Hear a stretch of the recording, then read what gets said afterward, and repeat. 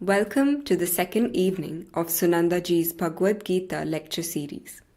Sunandaji is the daughter-disciple of world-renowned philosopher Swami A. Parthasarathy and has been speaking on Vedanta worldwide for over 4 decades. Here is a short video on Swami A. Parthasarathy.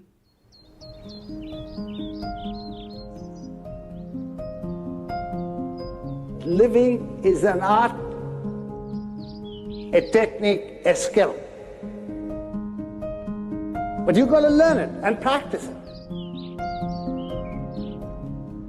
That's what the wisdom all about.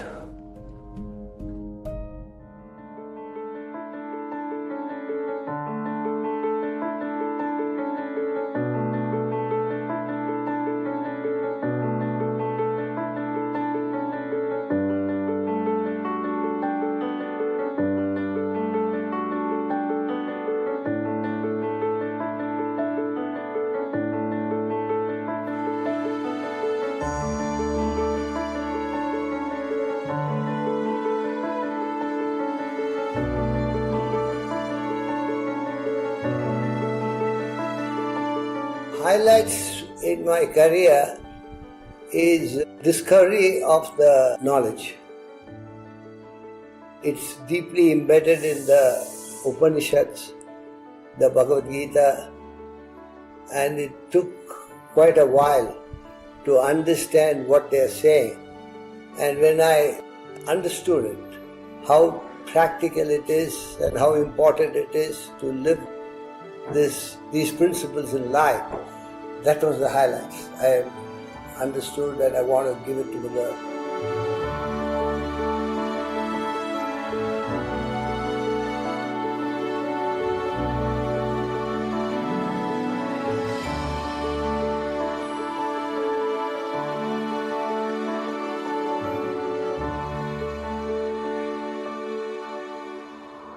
Schools and universities provide information, knowledge, which gives you intelligence. Vedanta Academy is the only academy in the world which provides you a way to develop the intellect.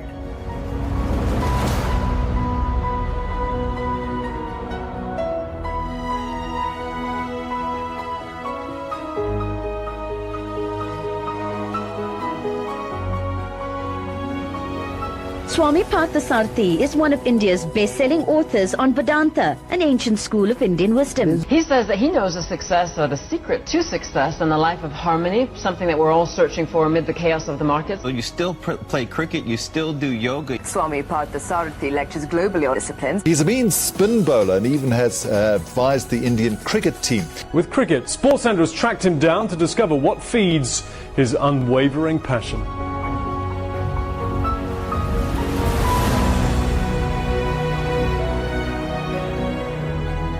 Mental health that creates physical fitness. Cricket is one of the few things that I do. I've been doing yoga and exercises which keeps you fit, but that will not bring about mental fitness. Mental fitness is only with the intellect. Intellect controls the mind, mind controls the body.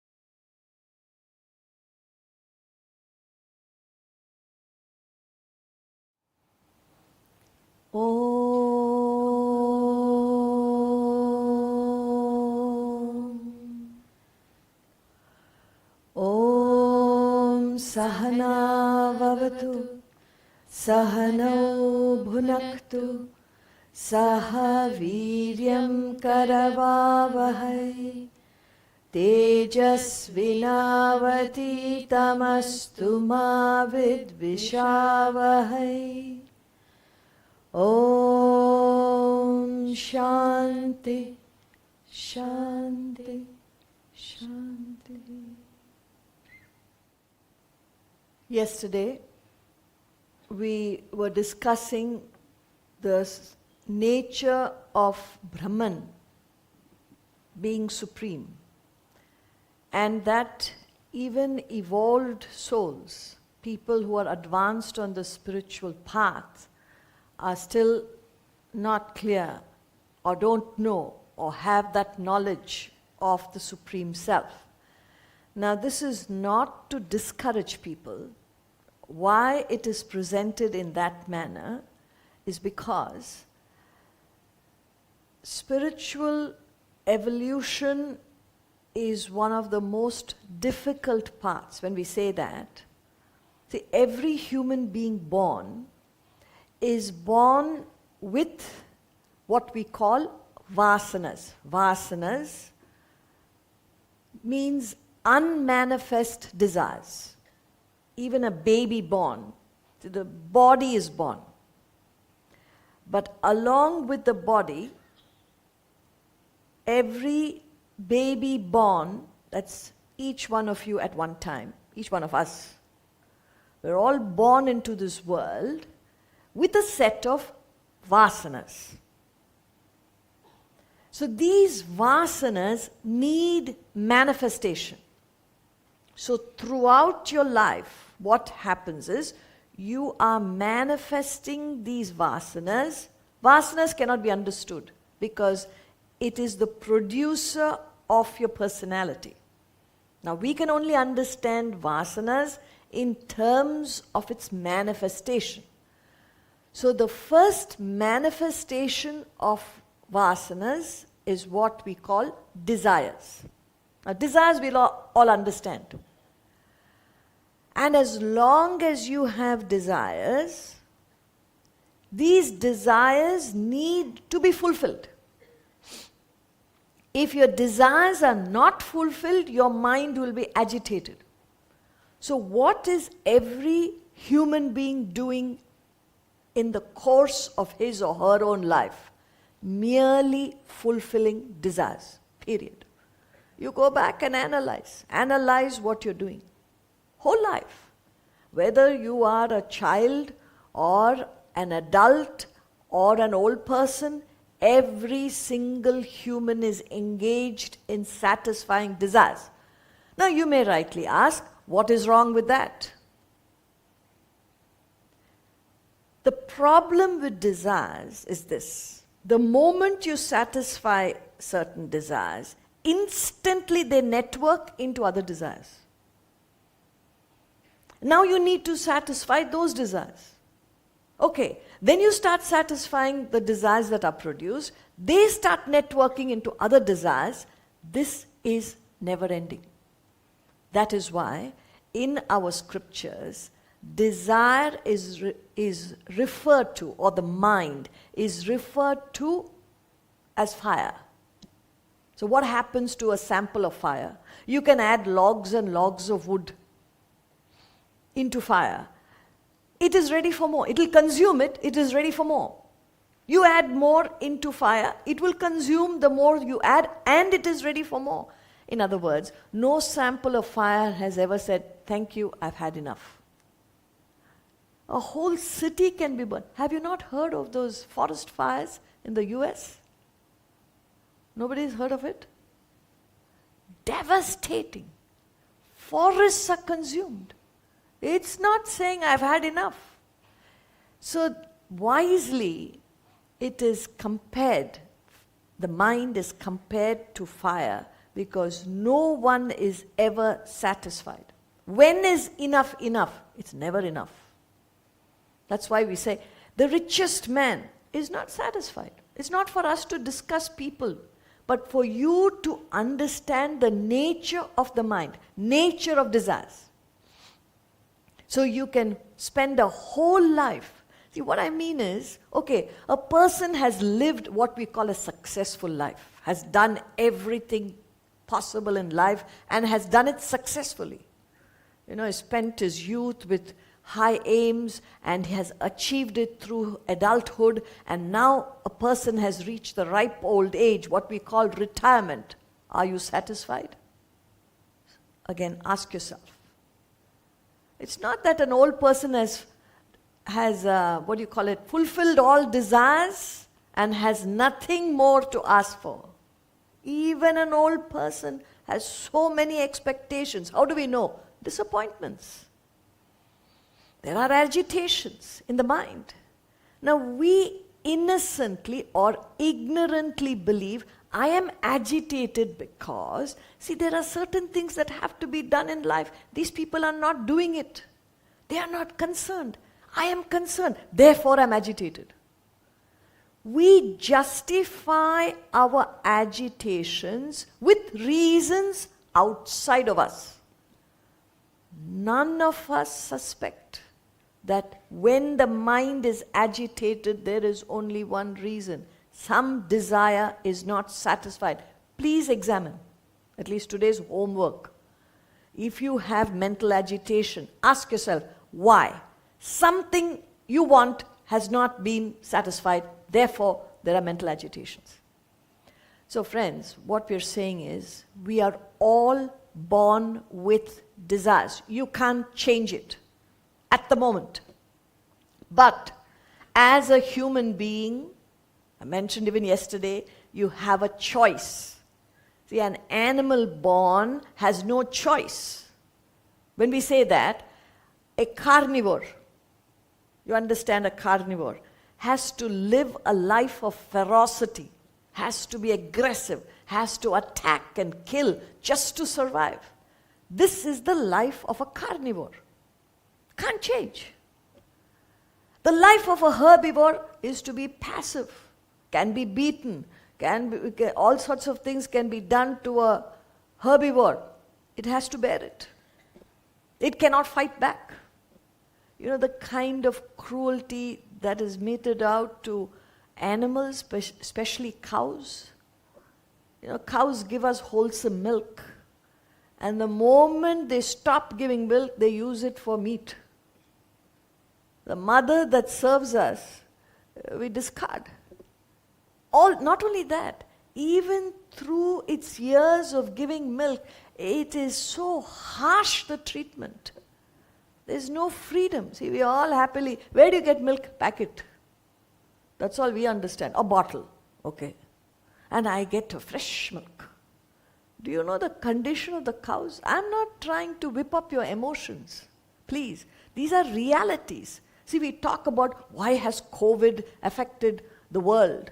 Humans should be affected because of the atrocities that human beings commit on all other creatures on this planet. We do not respect the lives of other creatures. We believe they all live for us because we are a superior race. We believe that has to happen. See, it's live and let live. Our policy is live and let die. Torture and die. Even death is okay, but torture, a life of torture. So all I'm saying is, a herbivore has to live that life. It cannot protest. No choice. A plant merely exists. All vegetation just exists. That's all. But the life of a human being, please examine it. That's why even yesterday we said, it is very unique to be born a human being. We do not know the value of human life. What are we doing? Same old routine.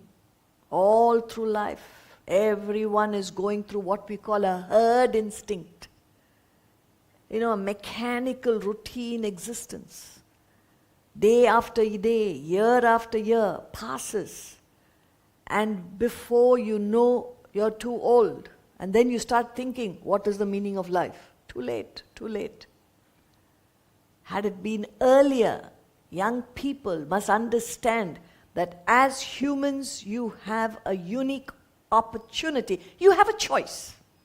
So like we said, a carnivore must live a life of ferocity, must be aggressive, must attack, kill, just to survive. A herbivore has to take beating after beating after beating and survive or die. This is the life of animals, but not a human being. A human being can be born in the best of circumstances and make life miserable for oneself. Possible. Or a human being can be born in the worst of circumstances and make a glorious life for oneself. Things could be difficult but never impossible for a human being. And we shy away from putting in effort. Now, if you don't put in effort, anything constructive needs effort. Anything destructive, you don't need tutoring. It's automatic.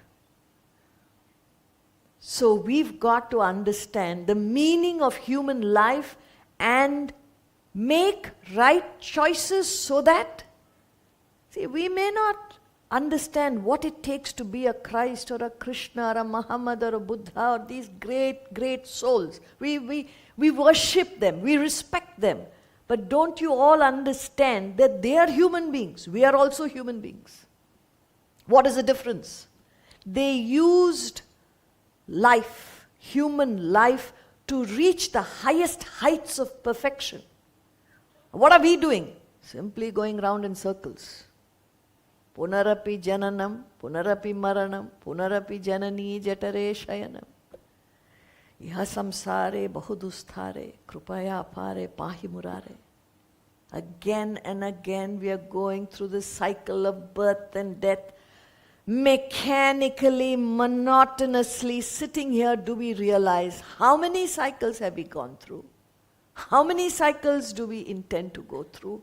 What is the purpose of going through the cycles over and over again? Think. Think. We are here. By some grace, we have come in contact with knowledge. Take it up. Take it up. Understand the purpose of human life. Just not to live like any animal. See, if you grow, what happens to an average human? Huh? You're born into this world. You grow, become an adult, qualify yourself, educate yourself, go to the best of schools or universities, pick up a degree, find a means of living. That's it. When you get there, you stand on your own feet financially. Then what happens? Get married. That's the next pressure you'll get. And then you get married. Then what? Naturally, children must come up. Otherwise, it's unnatural not to have children. Whoever decided that? Human beings have a choice. You may marry, not marry. No, must marry. According to whom? See, there are 6 reasons why a person should marry. If you don't fall into that category of requirement, and you're married, you will be miserable, you will make your partner miserable. In India, we make each other miserable, curse each other, but live together. This is the average Indian couple. Abroad, they say, what nonsense, why should we do that? Change. They change and try to find happiness in another partner, and another partner, sometimes come back to the first partner, again go back. All this they do, but still, they are changing because they've not found satisfaction. Till death do us apart. Death of what? I don't know. Because they're still alive. And they're still changing partners, saying the same vows.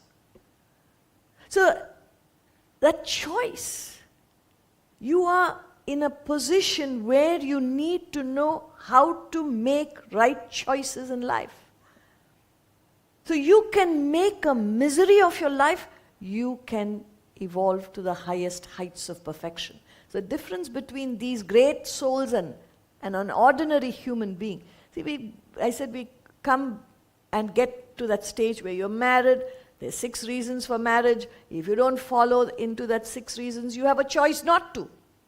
Similarly, should you have children or not? It's a choice. No. Now that you're married, must have. According to whom? Parents and uncles and aunts, everybody is asking us. Let them have children if they want. Why are you getting involved? Because people say that. This is called a herd instinct, lack of thinking. You don't understand, you have a choice. But it's social pressure, family pressure. That's how you live your life. This is not the life of a human. You've got this gift of choice. So then what happens? The children come mechanically. Whether you can handle children or not, you have them. And thereafter it's misery, misery, misery, misery, till they settle. Even after they settle, you're worried, are they still settled or they're unsettled? Even after you get them married. Worry, worry, worry, worry, worry. Whole life. When will you find happiness? Don't know. So to live such a life, every animal does it. Don't you see that? There is no difference between human and animal life. Same thing. They are born into this world, they become adults, then they procreate and they look after the young ones. Only difference between animals and human beings, once the young one of an animal becomes an adult, they cut ties. Human being, the boy has grown up into an adult, he is married, mother will say, beta doodh, paal saapdupa. A fellow is 35 years old. Mother is still giving doodh. It can't cut off. The attachment becomes more, especially if he gets married. Such a nice boy, I'm worried that girl, if she's okay or not okay, let him handle his life. But they will interfere. So you can't let go. It becomes worse. So this is the life of an average human. How is it different from an animal? And then you live your life all through and one day die. Again start, all over again, same process. Nobody's thinking, why am I born into this world? What am I supposed to achieve in this world? So coming back, what we were studying, he says in the 8th verse, he said, prepare yourself, pursue the higher. You have a choice. There is such a thing as human perfection. If Christ and Krishna and Muhammad and Buddha and all these great masters achieved it, nothing prevents any one of us to get there except our ignorance and our heedlessness called tamas. Tamas, you understand? The lowest quality in a human being, where you just don't care. You're throwing away an opportunity called life. Just throwing it. In a mechanical existence of an animal. So you've got to wake up to this fact that as a human being, you have a choice. And you've got to understand and pursue the higher. And in the last verse that we concluded yesterday, he says, how do you pursue? There's a complete sadhana. What is the sadhana? Why 3 disciplines? Why 3 yogas are given traditionally? Because you have only 3 equipments. Today, it's very difficult to understand. There's so many yogas happening. What is that? Hot yoga, cold yoga, steam yoga. I shouldn't be saying in a classroom like this, but just to let you know, beer yoga. They hold a jug of beer or something and I don't know what they do. Actually, there is goat. No, I'm not exaggerating. Go and check. Goat yoga. All sorts of things. Because people are so gullible. Nobody understands the meaning of yoga. Simply use the word yoga. It's very fancy. Yoga and meditation. If you fail in business, if you fail in your profession, simply start one yoga. Meditation, you will have a following. Because these are the most popular practices. Why are people crazy about yoga and meditation? Because they're looking for peace. They're not finding it. They're desperate. So any form you give, they'll accept. Now, why here? Traditionally, there are only 3 yogas because you have only 3 equipments. What are they? Physical body. With your body, you act. How do you act? If you act in the right direction, you remember we talked about the graph yesterday. If you set the right direction and act in a way, to put it simply, to be a better human, period. None of us are perfect. We accept that. Yes, only few people are saying. Don't understand you at all. See, we've got to accept. What is that saying? We've got to accept where we are. By John Maxwell. Do you have that? It's a very important. See, these quotes help us, to understand how we should think. A man must be big enough. There you are. A man must be big enough to admit his mistakes, smart enough to profit from them, and strong enough to correct them. A man must be big enough to admit mistakes. If you think you're perfect, nobody can correct you, nobody can tell you anything. God be with you. You're on the downward path. But anybody points out something to you, hey, you're wrong. First thing is not to passively accept. Admit it. Examine it. If it makes sense, change. That's how. You've got to be strong enough to correct them. When you resist, that is the blessed words of Christ. Resist not evil. Of course, he's talking about iniquity. But resist not correction. Because it's helping you. If somebody is pointing out something negative about you, check. What's wrong? No, how can you talk to me like that? Yes, you can talk. The person talked, then what are you doubting? He already spoken. How can you talk? He spoke. You check whether it applies to you or not and change for the better. You are a strong person. Otherwise, you're weak. You want only yes men around you. People to praise you all the time. Otherwise, you can't live in life. So anybody is critical of you, you can't tolerate it because you're weak. If you are strong, you'll admit it and you'll have a smile. Yeah, maybe that person is correct. I should try and change. That's all. That's all the worth of anybody's words. But you will put it to yourself and you'll say, that fellow told me this, I will never forget it. Never forget and agitate yourself for the rest of your life. Who's suffering? That person said what he had to say and pushed off. You are the one suffering for something that you admit is wrong. This is the absurdity of human life.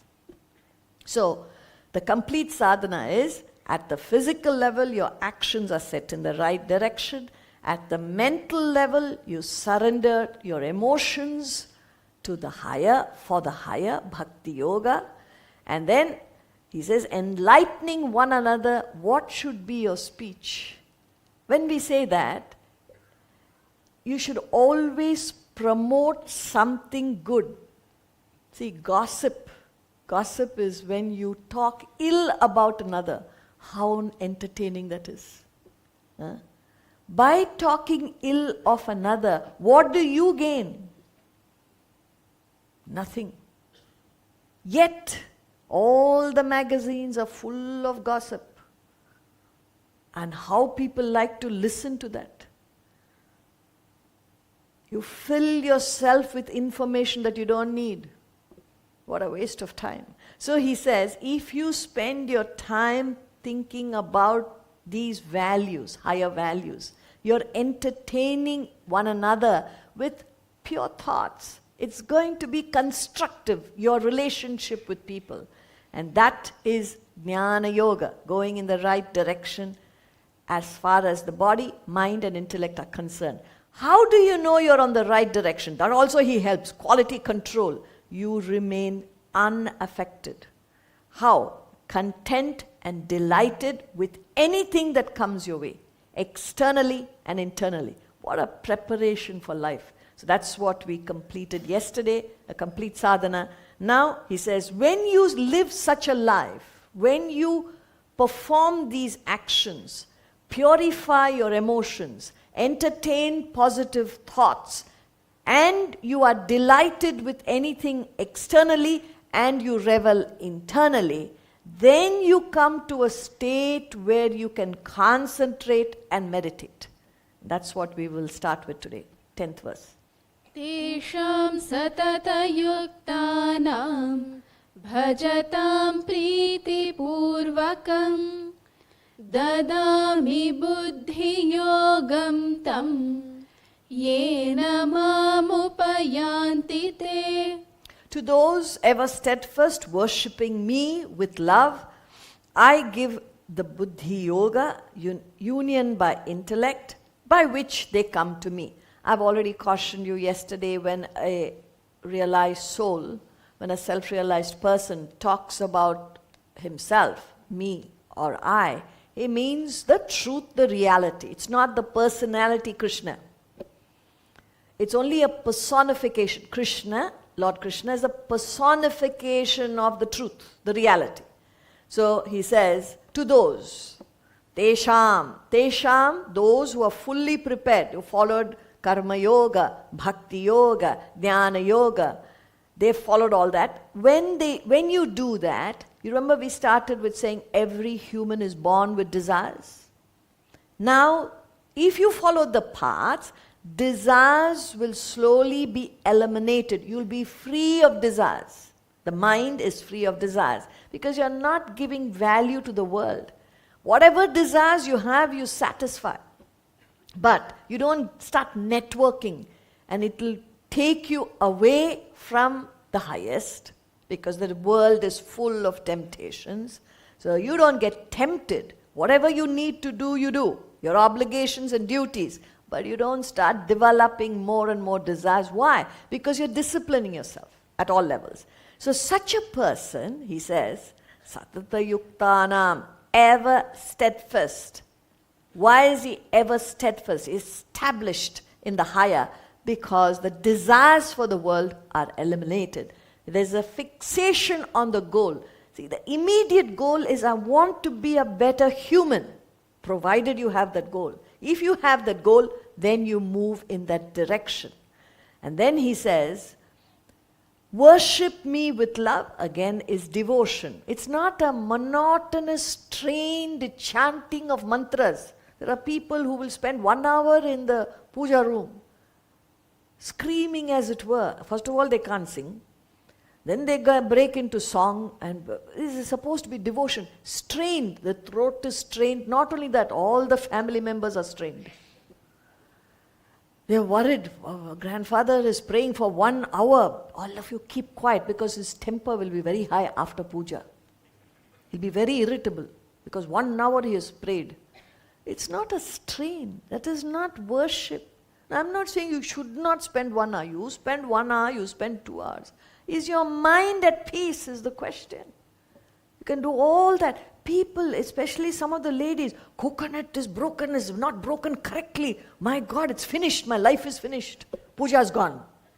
The coconut is not broken and you are broken. All sorts of tension on puja day. Don't talk this, don't do this. Where is this? Where is the pandemonium? Why? Performing puja. It should be peaceful for you, it should be peaceful for the others. Terrible state. That's why the youngsters say, Amma, you do puja, we are going. No youngster will stay in the house. Because the tension, high tension, puja days. Everything must be correct. Anything goes wrong, finished. Whole atmosphere in the house is high tension. Why? Puja day. That is not bhakti. Bhakti, he says, you worship me with love. There's a peace that you have when you have true devotion. And it's not a monotonous chanting. It's not that. I can't get into the topic because the chapter 12, where are we? This is 10, huh? 10. You got one more chapter. Chapter 12 of the Bhagavad Gita is entitled Bhakti Yoga. If you are a devotee, so-called devotee, I would recommend don't read it. Because he gives 35 qualities of a bhakta and not one quality says, you got to worship me. If you do this, you are worshipping. Not one says go to a temple. In the Bhagavad Gita, by Lord Krishna. Now you decide. I'm only a postman. You open the package and you understand. And the very first quality of a bhakta, straight away you'll give up bhakti. You know what it is? One who hates no being. He puts it in the negative. He doesn't say, do you love? He doesn't say that. Do you hate anybody? Then you're not a bhakta. No, I love everyone except who? Mother-in-law. So he's a different species. And ask the mother-in-law, everybody is so nice, except that girl who married that boy, my lovely boy, gone. Life is gone. Why? What is she? She's a dragon-in-law. She's not a daughter-in-law. Horrible person. Everybody, that person you believe is hateful. You believe that. So, he says, one who hates no being, that's his bhakti. First quality, mind you, 34 more. And if you don't have the qualities, you may say you're a bhakta. The Lord does not think so. So that's why he says, worship me with love. Very simply he puts it, 35 qualities. That's what it means. And then he says, when you do this, I give buddhi yoga. In the context, buddhi yoga means meditation. Meditation is when the intellect supervises the chant. See, when you say Om, Om, Om, you're chanting the mantra. It's not Om, Om, Om, Om, Om, Om, Om. And some people have the beads. Om, Om, Om, Om. I read that the bell is ringing, somebody go and attend to the bell. Om, Om, Om, Om, Om, Om. It's a mechanical repetition. So many things happen with them Om. It's a concentration. The intellect is awareing the chant. If you don't have that discipline, mind will wander. To follow the procedure of meditation, very simple. So if you sit, cross-legged sit with the vertebral column erect, immediately everybody is straightening up. Otherwise you're all gone like this. Even to sit for 1 hour you can't sit with the backrest. You sit without the backrest, erect. So that habit to be able to sit erect, nothing is stopping you except tamas. There's always question mark, we sit like this. Because then later on in life you'll be walking like this. Stand straight, sit straight. So that posture itself is the most comfortable sitting posture, provided you learn how to sit. And then you bring your hands together, close your eyes gently, not like this tight. Close your eyes gently, breathe normally. These are all simple instructions. Then start the mantra, Om, Om, Om. Repeat. What will happen? You look like Lord Buddha, chanting mantra, Om, Om. Third thought, Home, Home. Where are the keys? I left the keys. As I'm talking to you, if I say, where are the keys? House keys. Third time you repeat, it goes to home or somewhere else. Why? Because you're not able to concentrate. Why you're not able to concentrate? The mind slips into thoughts other than Om. Why is it slipping into other thoughts? Because you have desires. You're worried about your home. You have a desire to keep your home well. I'm not saying it's wrong, but you have it. And as long as you have desires, it will distract the mind. Now here is a stage where you have offloaded almost all the desires, except a few, to realize the self, to know the truth. So such a person, he says, I give buddhi yoga, meaning you have the capacity to concentrate on the mantra. And by concentrating on the mantra, not getting distracted, you come to a stage where you meditate, first concentration, meditation, and then self-realization, which is coming to me. Meaning you merge with the truth. So this is the process of complete sadhana. And then, after that is in the 9th verse. And the 10th verse, apply your mind to deeper concentration and meditation. Then he says in the 11th, you reach the highest. Teshamevanukam partham ahamajnanajam tamaha nashayamyatma bhavasthaha jnanadipena bhasvata. Out of mere compassion for them dwelling as self, I dispel darkness born of ignorance by the shining lamp of wisdom. So now he says, out of mere compassion, that master is full of compassion. He has imparted the knowledge to the student only for the student's benefit and takes him all the way till he hits the 100th mark.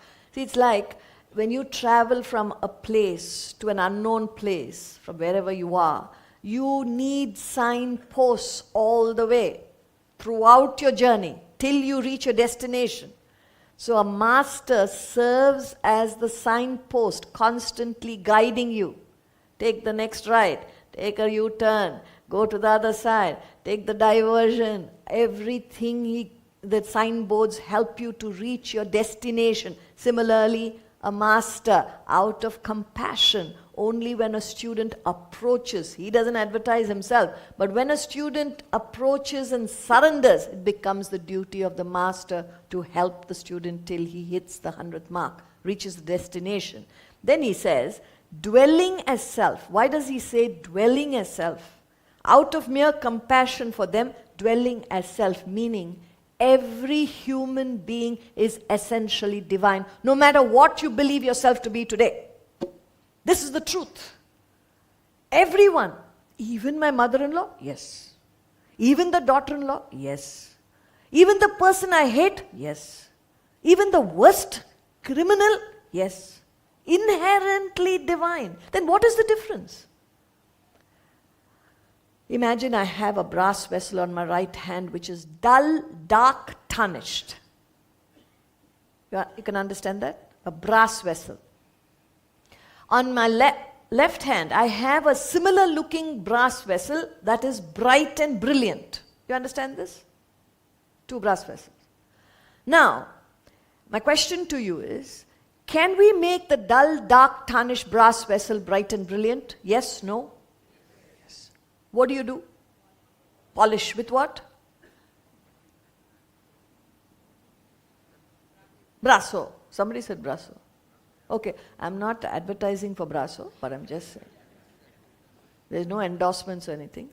But you use, some chemical you use, and put it on the dull, dark, tarnished brass vessel and keep on cleaning it. And finally you say all the dirt is gone and take a clean cloth and give it that final rub, and suddenly you find that dull, dark, tarnished brass vessel on my right has become bright and brilliant like the one on the left. Now I ask you, from where did the brass vessel get its brilliance from? Don't say brasso.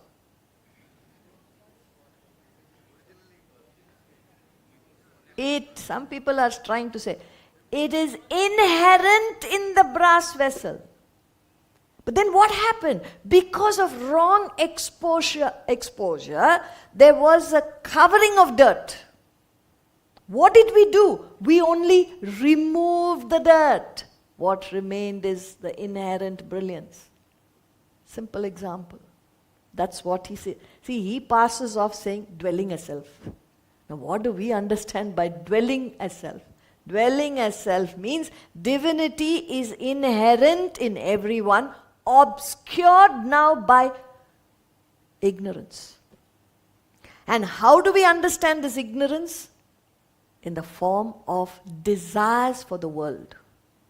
Extreme ignorance is having desires for the world. If you only desire for the higher, the desires that are taking you away from divinity will slowly reduce. And then what is inherent in you will shine forth.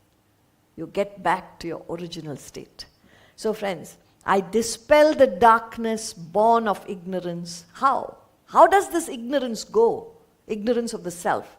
And bring back the brilliance of the divinity in you. Bring back that. What is already in you, which is now covered by ignorance. He says, by the shining lamp of wisdom. He doesn't say knowledge, he says wisdom. Lot of people have knowledge. You may know the Bhagavad Gita pit-pat. You may know the Upanishads pit-pat. You may make comparisons. You may fascinate the whole world, but you may not be wise. You may be knowledgeable, but not wise. So what is it to be wise? Living the knowledge. When you speak, you may just have knowledge. But when you live that life, you become wise. So that's why he says, by the shining lamp of wisdom, meaning you live that life yourself. Not just talk about it or read or impress people. Do you live that life? Then you have wisdom. So with that wisdom, he says the ignorance is removed, and what will shine forth is your divinity, which you are essentially. Arjuna uvacha param brahma param dhama pavitram paramam bhavan purusham shashvatam devyam adidevamajam vibhum ahustvam rishayas sarve devarshirnaradastatha asito devalo vyasaha swayam chaiva bravishi me. See, these two verses are taken together. Now Arjuna speaks, Arjuna uvacha. What is he saying? See, Arjuna, remember who he was. A warrior, a kshatriya, a prince. Now, he has heard all these glorious facts about Lord Krishna. And he's only repeating exactly how we do prayers. We repeat so many wonderful words, we don't know what we're saying. Simply repeating, Sahasranama, many names we repeat, and then come out and start cursing others. No connection between the prayer and all the other language we use. Anger, hatred, jealousy, greed, passion, all that comes out as soon as you come out. What happened to the Sahasranama? Ended there. In the puja room, locked it and came out.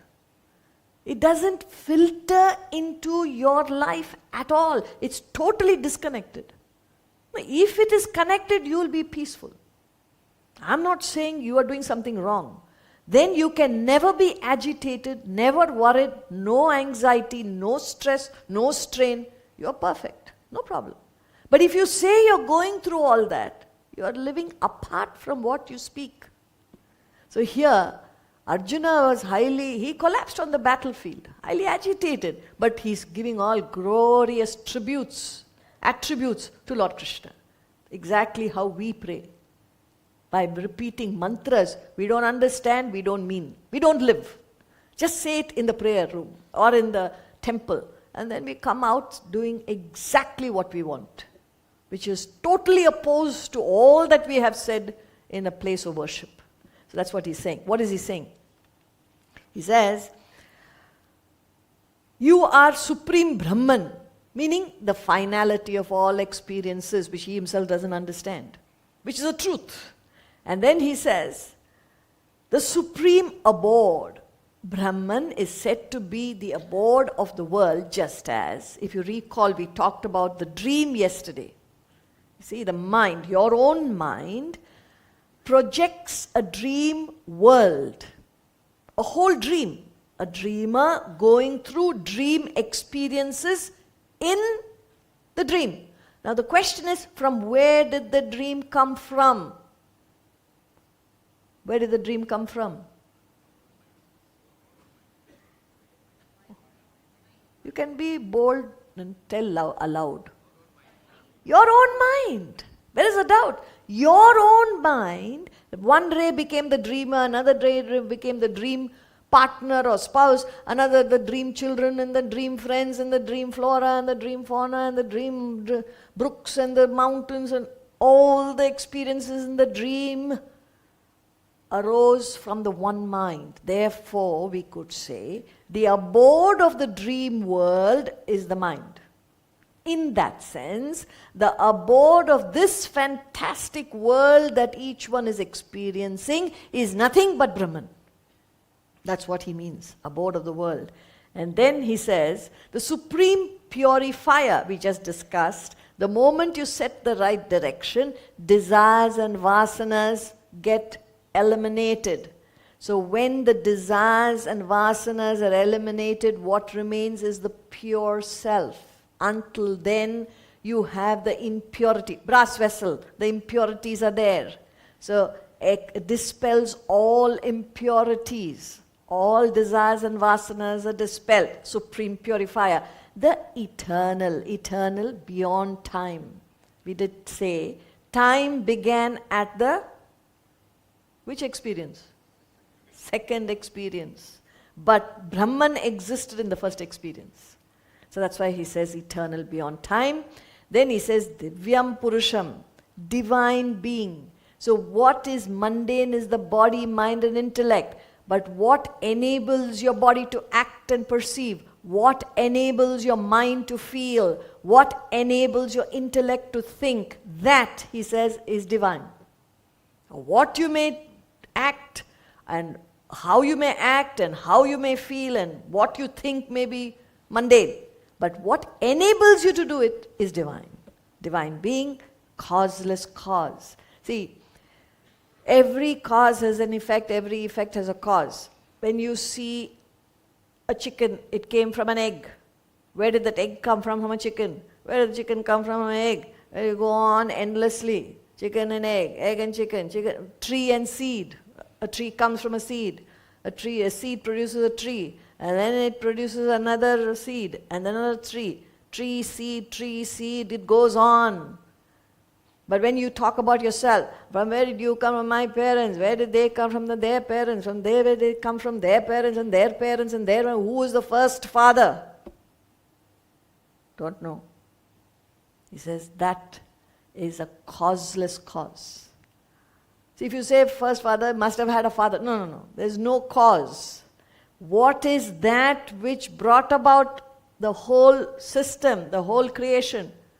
It's a causeless cause. That's what he's saying. There's no cause for Brahman. Brahman remains as is. How? Ajam, unborn. Because if there is birth, there must be death. And if there is birth and death, there is change. Here is a truth that is changeless. Therefore, there is no birth, no death, unborn.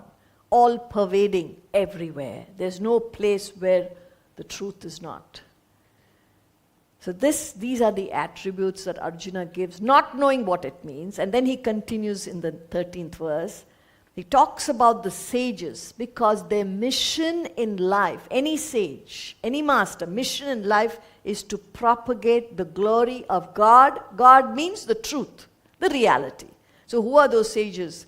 He says, all the sages acclaim thee, the truth.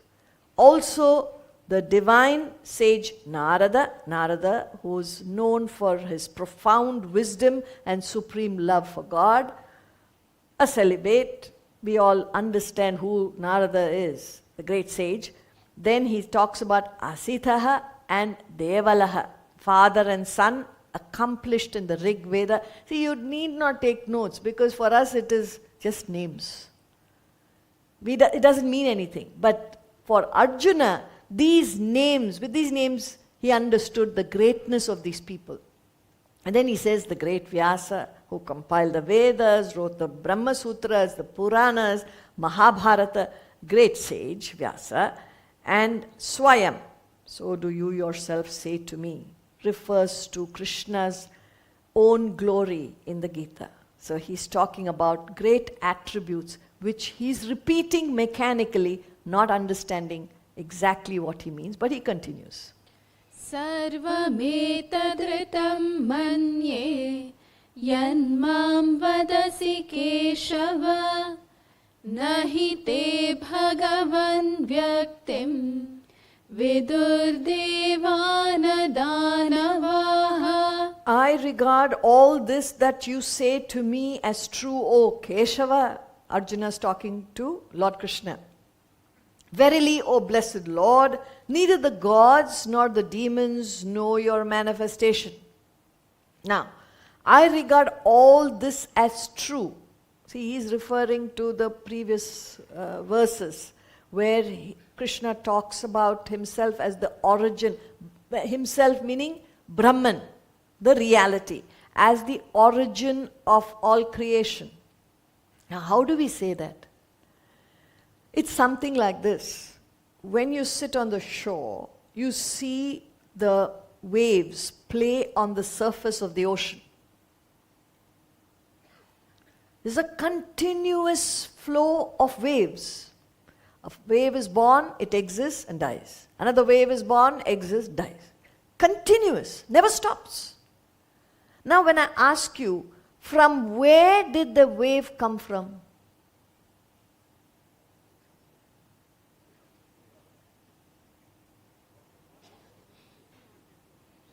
Water, if ocean. Abba, somebody said that. Because if you go and take a bucket and fill ocean water and bring it home, will there be waves? It cannot. It is the vastness of the sheet of water that produces the waves. All pervading. Ocean, where does it begin? Where does it end? You can hardly see it. It is that vastness that produces the waves. So, when a wave is born, it is nothing but the ocean, part of the ocean. It's just water. Ocean is nothing but water. But because of its vastness, water is at home but no waves. Why? Because there has to be that vastness to create the waves. That is the nature. So that is when Krishna says, I am the origin of creation, meaning the vastness of this Brahman, which we cannot conceive. We say infinite. Infinite cannot be conceived by the human intellect. It's just a word to indicate it is far, far beyond what you can comprehend. You can only project what it might be. That's all. And how do you understand it? Because you see a creation. You don't know where it came from. You see the waves. Where do the waves come from? You understand there's a vast sheet of water beneath supporting every wave. The origin of every wave is nothing but the ocean. In that sense, he says, Arjuna says, I regard all that you said as true. See, it's a belief, it's a faith. Now, it's not a blind belief. So let's see what Elton Trueblood has to say about faith. So faith, he says, is not a belief without proof. Faith is not a belief without proof, but a trust without reservations. So when he says that, you may have some preconceived notions. You already have some knowledge of what this world is and what everything is. When somebody is giving you certain facts, which you could well verify, at least relatively. So you've got to have that faith. This will help me get to the truth. Just as on a dark road, there are no street lights, but you need to move. What helps you to move is the headlights of a car. Now, how far will the light of the headlight reach? Several yards. That's about all. What happens to the rest of the path which is dark? He says, wait, have faith. Move in that direction. The light is the light is being thrown on the road. You can see it. Go that distance. Then what will happen? The same light will help you go further. Keep moving. The same light will help you get further. Even on the darkest path, with the help of the headlights, you can reach your destination. Don't worry. So that is the faith you got to have. If you understand this much, that I have a body, that I have a mind, that I have intellect, that the body acts and perceives, mind feels, intellect thinks, but I could think in the wrong direction and be drawn into the world and create further desires. Now we are saying move in the right direction and drop your desires. If I do that, I will reach the highest. This is faith. Because you don't know until you get there. But you keep moving in the right direction, it will help you hit the destination. That's what he means. I regard all this as true. And then, O Keshava, verily, O blessed Lord, neither the gods, in the context, Devaha, means the introverts, the righteous people. They have not yet, they don't know Brahman objectively. Just as even the most divine dreamer does not know the waker. So the dreamer cannot understand the waker. The dreamer cannot perceive the waker. The dreamer cannot feel the waker. Then what can the dreamer do? He can only become the waker. That's all he can do. You yourself, you can't shake hands. As a dreamer, you can't shake hands. I want to meet the waker. How do you meet the waker? You got to become. You can't see or perceive. You can't feel. You can't comprehend the waker. You can only become. That's what he's saying. So Devaha, introverts, they cannot reach Brahman objectively through perception, feeling and analysis. Cannot do that. Nor can Danavaha, the extroverts, the unrighteous, the materialists, the sensualists, preoccupied with worldly attractions. They don't go towards the self. Both cannot go that way. Know your manifestation.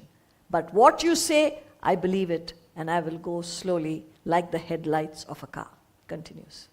Swayamevatmanatmanam vedhatvam purushottama bhuta bhavana bhutesha deva deva jagatpate. Verily you yourself know yourself by yourself, O Purushottama, O source of beings, O Lord of beings, O God of gods, O ruler of the world. You see how he's addressing Krishna?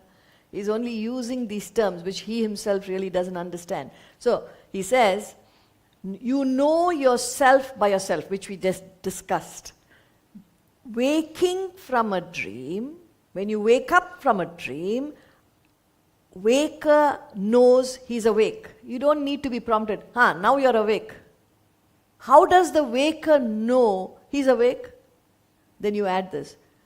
Waker himself knows himself by himself. Because you're woken up. All you need to do is to wake up. Then you know you're awake. Do you have a doubt whether you're awake or dreaming now? No. That means you're awake.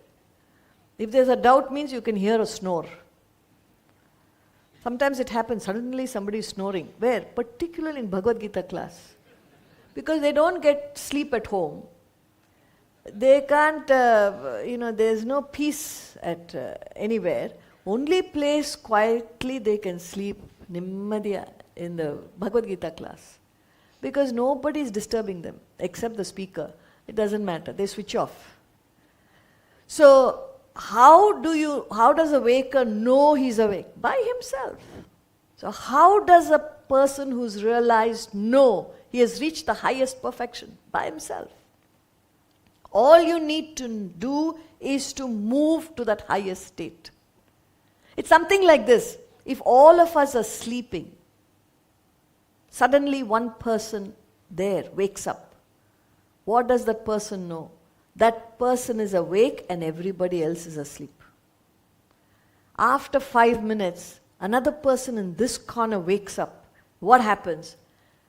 Now, this person knows there's another person awake and everybody else is sleeping. So they can communicate to each other because they're awake. And that the rest are asleep. There is no communication possible between those who are sleeping and awake. And how do these two persons know they are awake? Because they have reached that state. And they understand the lower state. That they are awake and that others are not. But one who's sleeping can never understand that. That's why you can never talk about your own guru or any self-realized soul. People freely say, my guru is self-realized. Sleeping person is saying, somebody's awake. How can you say that? Simply words. See, nobody understands, so it's okay. Anybody talks anything. If you have to comment on a self-realized soul, you need to be self-realized. If you're not self-realized and you make a comment, it has no meaning. You could say, I don't know. It seems that a person is self-realized. Humble yourself. Don't make comments on people you don't know, on states that you don't know, ignorant of. So, that's what he means. You yourself know yourself by yourself. O Purushottama, supremost of men, meaning a person who has reached the highest state. O source of being, the substratum of this entire universe. Like the ocean is the substratum of the waves. O Lord of beings, the enlivening principle, like electricity is the enlivening principle of the bulb. In that sense, electricity is the Lord of all bulbs, the Lord of all beings. That is enlivening every being to come to life. And then he says, the Lord of all beings, the God of gods. Gods, those who are interested, there's a book, it's called The Symbolism of Hindu Gods and Rituals.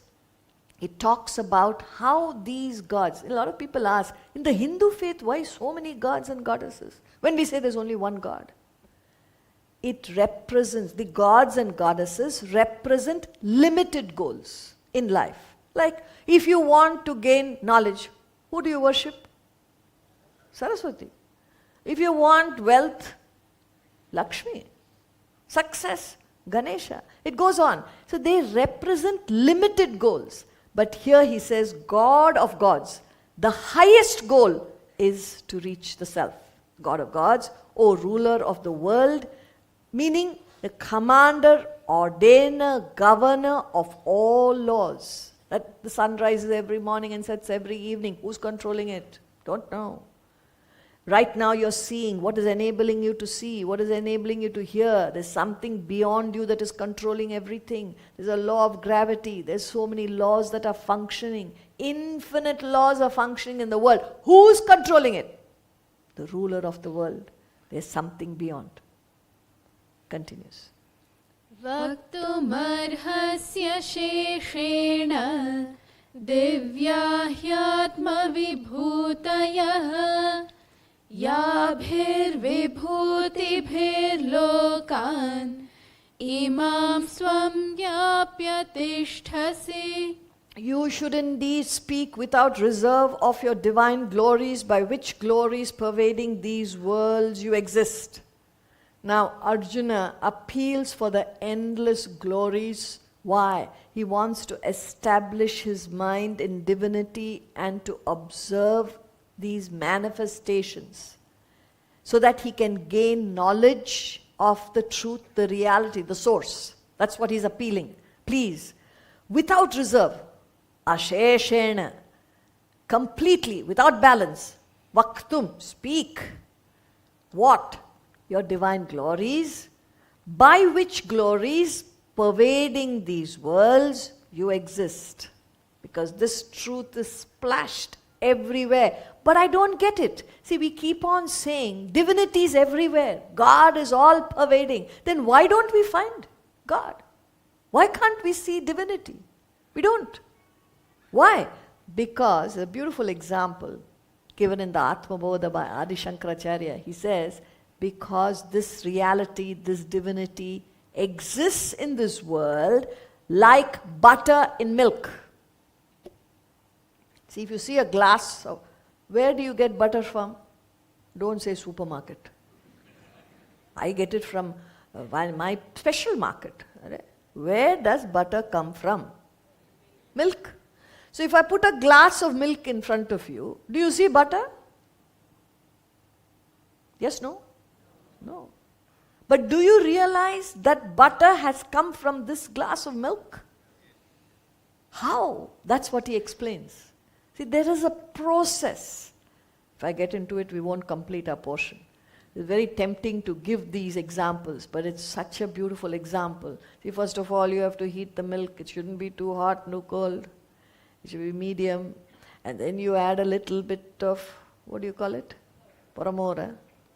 Or a sample. Little bit, not too much. Little bit. If you put too much, it will become sour. If you put too little, it will not set. The correct quantity you have to put, and then mix it into the milk. Gentlemen, please make a note. Because men are looking at, what is this you're talking about? The ladies are all nodding because they know exactly every day they have to do it. So put a little bit and then what do? Don't touch it. Keep it somewhere. Even the children go, but don't touch it, don't touch it. Milk curd is being set. Don't disturb it. Then the next day, the fluid milk becomes solid curd. Then what do? It doesn't end there. Look at the process. And you churn the curd. When you keep on churning, I am not the body, mind and intellect, I am the self, I am not the body, mind and I am the self, I am not the body. Butter separates. Then you preserve it in water. And after you've collected enough, because 1 teaspoon, 2 teaspoons, 3 teaspoons you collect. You keep on changing the water. And then one day you said enough. And then you give it the heat of meditation. And when you melt the butter in the heat of meditation, it becomes permanent ghee which will not get spoiled. That is self-realization. So now I see lost time. So he says, why don't you see divinity? Because it is like butter in milk. It's everywhere. But unless you go through the process, you will not find that butter, that divinity. Continues. Katham vidyamaham yogin tvam sada parichintayan keshu cha bhaveshu chintyosi bhagavan maya. How may I know you, O yogin, through constant meditation? In what all aspects are you to be thought of by me, O blessed Lord? So Arjuna requests a direction to discipline his mind. See, he's seeking advice to concentrate and meditate upon Brahman. So what is he saying? How may I know you? Through constant meditation. When he says constant meditation, it's not like whole day you're sitting like this. It's called open-eyed meditation. See, if you close your eyes, that's why Lord Shiva, some of the gods are seen with half open eyes. You know, it looks like they had a few, I don't know what they take. Something they take in the evenings, you know. They take something and then the eyes are like half closed. Don't mistake that. So when the eyes are half closed, it only means you are there and yet part of you is not. You are in the world, but not lost in the world. One part of you is somewhere higher, other part is participating. So that's what, when he says constant meditation, it's an open-eyed meditation. So you're in the world, you're performing your duties and obligations, and people get so involved in their duties and obligations. I have no time. Everybody has no time in this busy world. Oh, I have children, I have work to do and this, and I'm busy earning, and there's so much work. Simply go and strike off the word time. When you say, I have no time, it means only one thing. This is not my priority, period. If it is your priority, automatically you'll find time. Everybody has the same 24 hours. You say, I don't have time. This is not my priority. This is not important. That's all it means. And we understand. We say, correct, very busy. Correct. Try. That's all we can say. What else can we say? Try to seek something higher. If you try that, there will be constant meditation. So while you are functioning in the world, you understand this is temporary, this is not permanent, and I must attune to something higher. So how can I do it? In what all aspects can you be thought of by me? So he's asking how to do it. He continues. Vistarenatmano yogam vibhutim cha janardana bhuyah kathaya triptirhi shrinvato nasti me mritam. Tell me again in detail, O Janardana, of your yoga and manifestation, for there is no satiety for me in hearing the nectarine. So I have no satiation in hearing. I want to hear more and more what this truth is. Tell me again in detail. See, Arjuna is just emotional. Krishna is keeping quiet. As you know, it's all Arjuna talking. 7 verses he's speaking. Krishna is just observing what is his state of mind. What does he want now? Oh Janardana, of your yoga, yoga is union with matter and manifestation. Because of this combination of the self or the Atman, Brahman and matter, there is a manifestation. Remember I told you about the bulb. The bulb, you can say, is matter. Electricity is the spirit in you. Because of this yoga, there is a manifestation of light. Similarly, in this whole world, because of the union of what? Spirit or Atman, Brahman, God principle, reality, the self, whatever you want to say, that plus matter. Matter is something we understand.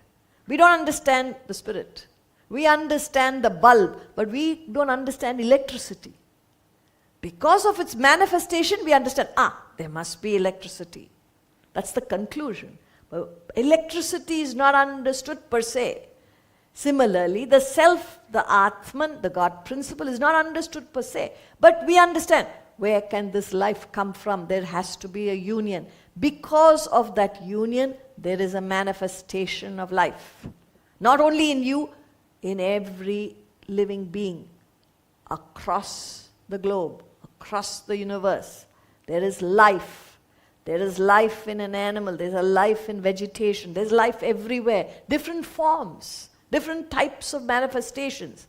So he says, tell me again in detail, O Janardana, of your yoga and manifestation. For there is no satiation for me in hearing the nectarine. Nectarine means the truth is very nectarine. The falsehood you don't want to hear. You always doubt the falsehood. Truth you don't doubt. So that is nectarine. It gives peace when you know the truth. That is Arjuna's question, and we'll see from tomorrow what the Blessed Lord has to say. Thank you very much. Swami A. Parthasarathy has written 12 books that provide a comprehensive manual for life, including Swamiji's comprehensive commentary on the Bhagavad Gita. To begin a structured and methodic study of Vedanta, Swamiji recommends reading the following 4 books in this order: The Fall of the Human Intellect, Governing Business and Relationships, The Holocaust of Attachment, Vedanta Treatise, The Eternities. All of Swamiji's 12 books have recently been combined into a single volume entitled The Complete Works of A. Parthasarathy. These are all available on Amazon or in ebook format. For all links, please visit the description below. Join us tomorrow for day 3 of the lecture series, Tuesday on September 9th at 6:30 p.m. Eastern Time.